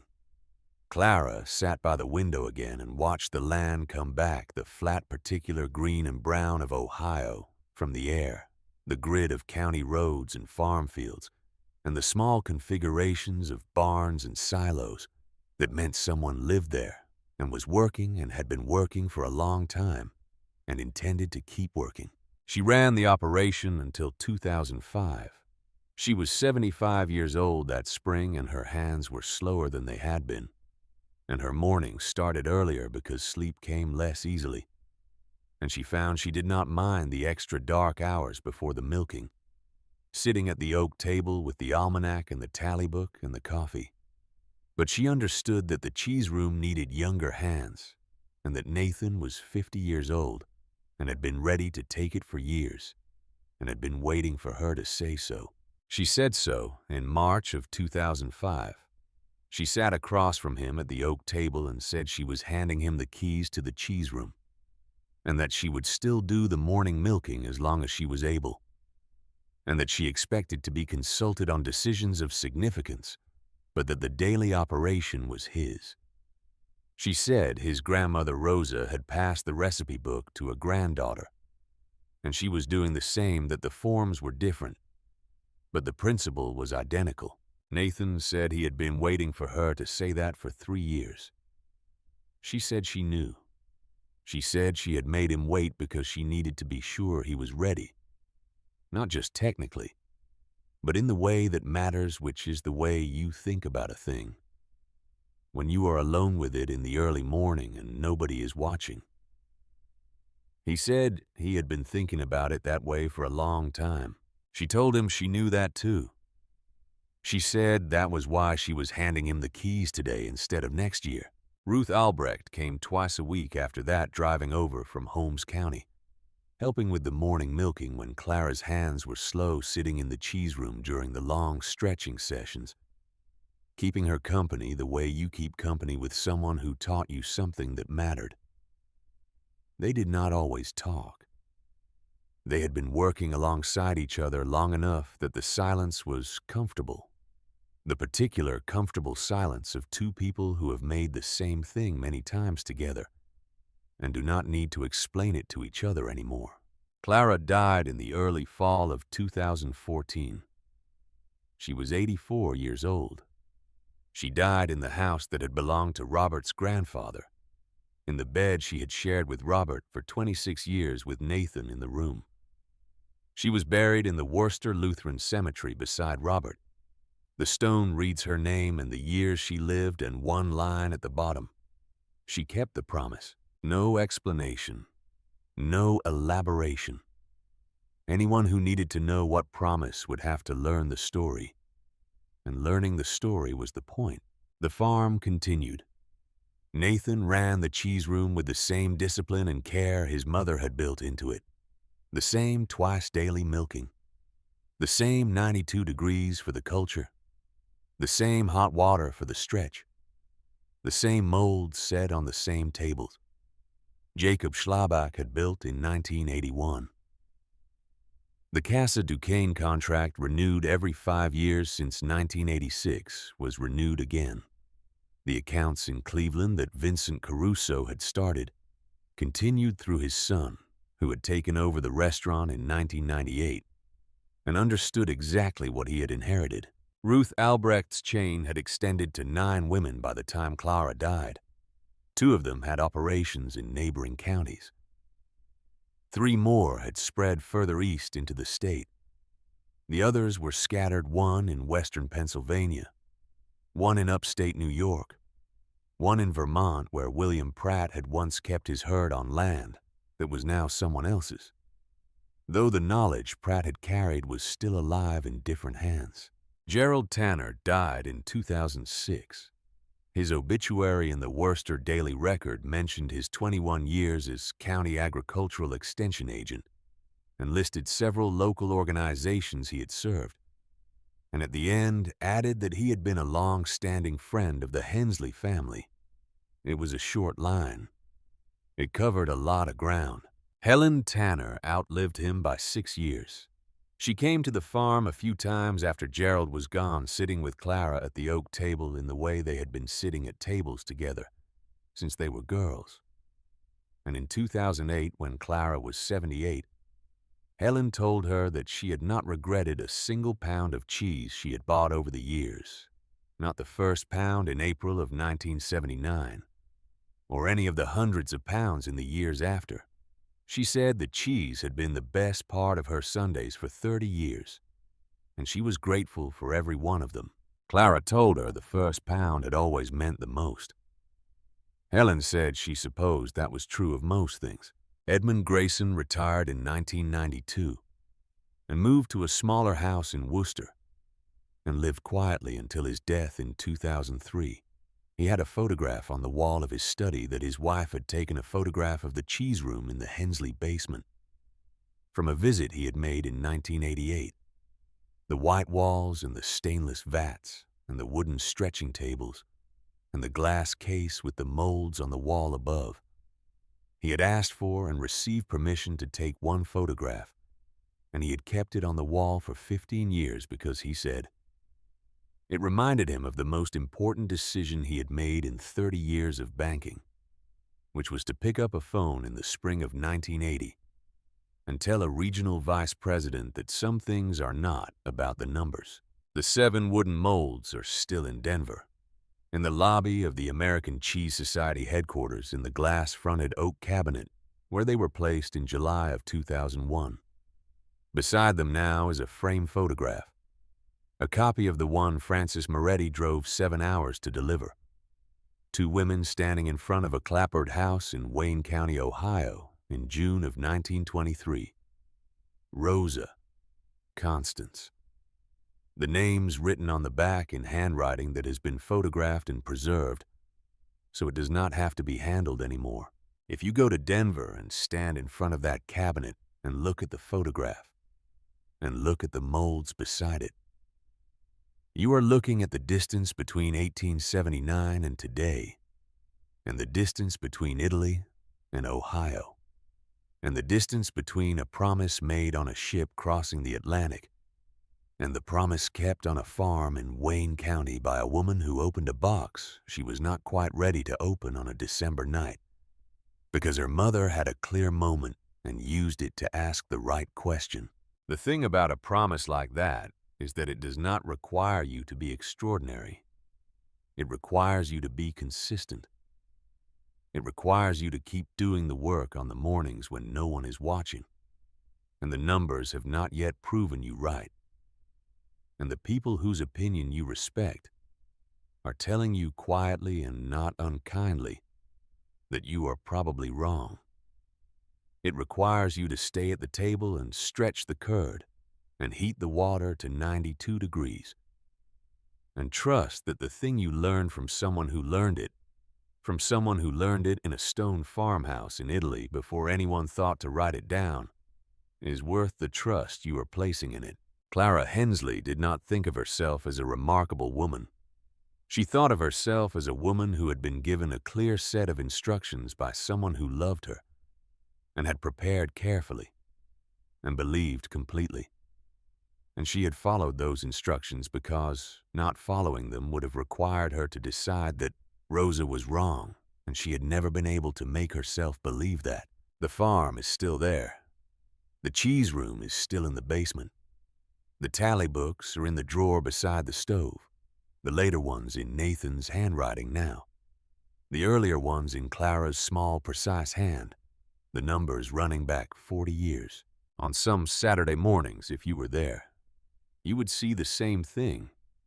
You might have seen in 1981 or 1985 or 1992 or any year in between, a woman working at the stretching table in the low light of the cheese room, her hands moving through hot water, pulling the curd, folding it, pulling again, the motion steady and unhurried, the motion that contains inside it every generation of women who did it before her, and every generation that will do it after. And on the wall above the table in the glass case Nathan built to replace the one Clara made in 1978, the 7 wooden molds carved in 1879 sit on white cloth, in the way they have always sat, small and simple and worn smooth by more than a century of hands that knew what they were for.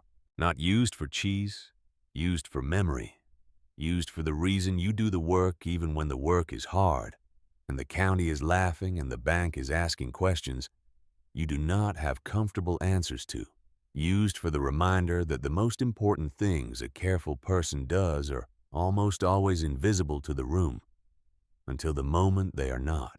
And by then, the only thing left to do is stand quietly and let the silence speak for itself. Because some things have been proven already, and the proving happens slowly over years in the dark before the morning milking, when nobody was watching and the promise was just a promise, and the work was just the work. And one woman had decided that was enough.